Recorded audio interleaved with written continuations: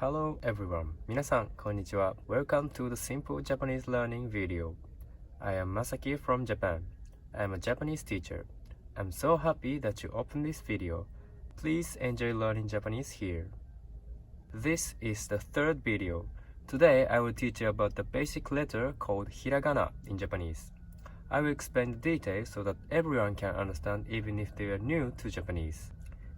Please feel free to pause the video and practice or watch again as many times as you want. Are you ready? Let's check it out. First, before I talk about hiragana, let me tell you about an overview of the characters used in Japanese. In Japanese, we mainly use three types of characters. They are hiragana, katakana, and kanji.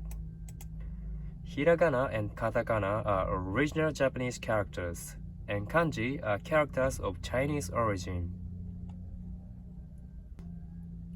In these three, hiragana is the most basic character, and if you memorize it, you will be able to correctly recognize the pronunciation of all Japanese words if it's written in hiragana. Also, since the shapes are simple, they are easier to remember than kanji. Hiragana has 46 characters in total. Each hiragana has its own unique pronunciation. So for example, this one is always called a. This one is always ri. This one is always ga. This one is to. This one is u. Something like this. By the way, if you connect these sounds, it will be a word called arigato. It means thank you. Arigato. Arigato. Arigato. Okay, and katakana has 46 characters like hiragana too. Each has its own unique pronunciation. For example, this one is always up, just like hiragana, but just different letters. The difference from hiragana is that it is mainly used to write foreign words. For example, the word soccer is written in katakana as like this in Japanese, because it's from the English word soccer, although the pronunciation is different. It's soccer, like this, soccer. And regarding the last character called kanji, I talked about this in the first lesson, so I excerpted it from there. The first complicated letter is called kanji. This one. These are hiragana, but this one is kanji. Kanji is from China, but Japan has created original sounds for them. Kanji helps to describe the meaning of the sound better because there are a lot of words which have the same sounds but different meanings. And kanji takes less space to write. Of course, it's hard to write though. So this is the kanji. By the way, how many kanji do you think there are in Japanese? Hiragana and katakana are both 46. In kanji, it is said that there are over 10,000 in an article I read. Even frequently used ones are still about 2,000. Please don't go away. Don't give up on learning Japanese. It may sound crazy, but you don't have to memorize all of the kanji, and you can still speak Japanese and communicate with people without them. Let's take it easy. So, this is an overview of the characters used in Japanese. If you have questions or concerns, please feel free to leave a comment so that I can give you more details. Okay, now let's check out the hiragana. So, this is all of the hiragana. There are 46 hiragana. It may look like a cryptogram, but this is Japanese hiragana. And how do you read them? So please look at the right side, and there are 5 alphabets: A, I, U, E, O. In Japanese, this is the vowels, and the top there are letters like this. These are the consonants in Japanese. The way we read is like this. This one is A, I, U, E, O. And the next row is K and A, so it's Ka, Ki, Ku, Ke, Ko.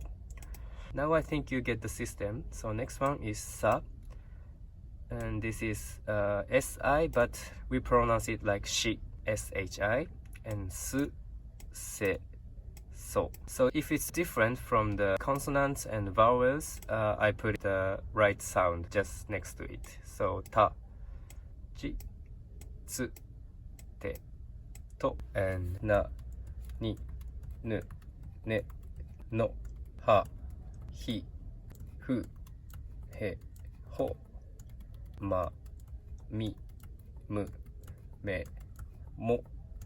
The consonant Y is we have only 3, ya, you, yo. And the next one, R, is a little bit different from English sound. So it's like la, ri, ru, re, ro. It sounds more like English L sound, but I think it's like between R and L. So again, la, ri, ru, re, ro. Okay.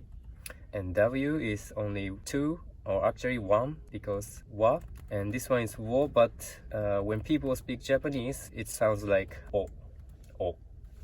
Okay, and this one is, I put N again, but this is actually sounds like this,